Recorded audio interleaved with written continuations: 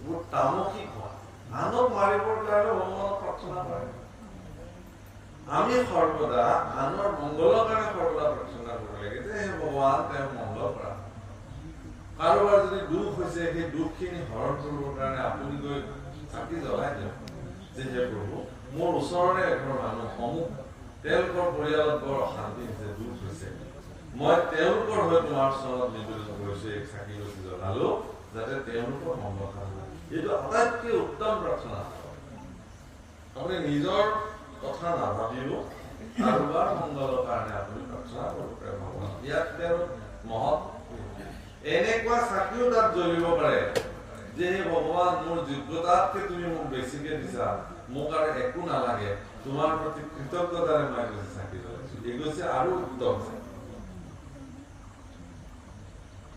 এই গৈছে আৰু উত্তম